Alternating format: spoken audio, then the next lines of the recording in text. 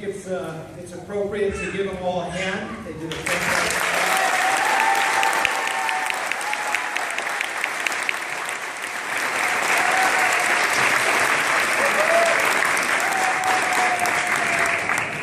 You know, we get a chance to sit in the back and watch this when they're practicing and everything else. And I know I say this every year. If you've been here, years were probably in preschool. And I said, you know, the one thing that we ask them to do is just be adorable. And they always do such a great job of that, don't they? So I don't know if you're watching. Of course, since you're here to see your child or your grandson, your granddaughter, whoever it is that you're here to see, you tend to lock in on them. But when we're watching from the back, we're watching them all up here. They're putting on this great show. The ones over here, they're doing all their cute little things. And it's such a joy. So I do want to thank all the faculty, the staff that goes into doing all of this. They're going to do 3 of them. I don't know if you know this. They're going to do 3 plays this week for the different age groups. So I'd like to give them a hand as well.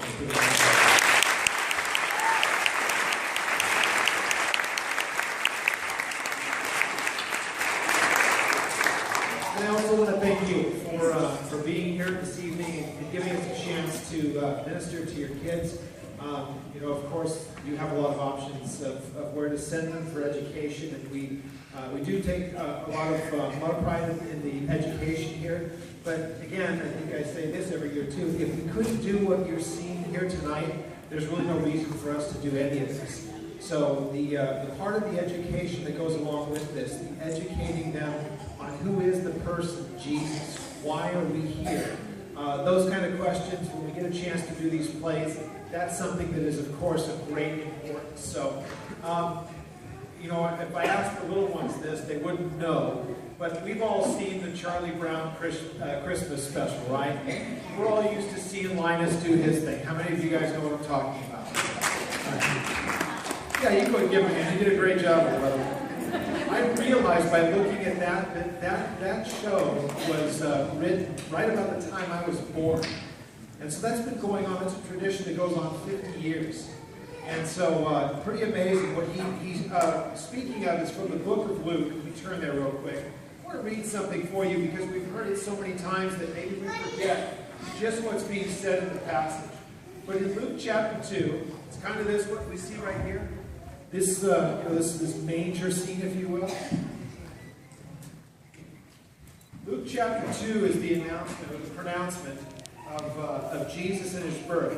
One of the things that I find to be fascinating from this is if the God of eternity is going to be born into a little infant's body, but it's going to be the king, it's going to be the creator of everything, you would figure he'd be born in a palace. And you would figure that the announcement of his birth would be going to all of the kings of the area and all of the important people. But what we find is that he was born in what is a manger. And we're looking at this, we think manger is this little crib kind of thing. It was just a big piece of rock that was hollowed out, and it's what the animals ate from. And that's where they had to lay him because there was no place else to put him. And when the announcement went out, it wasn't to all of the important people, it was to the shepherds that were in the field.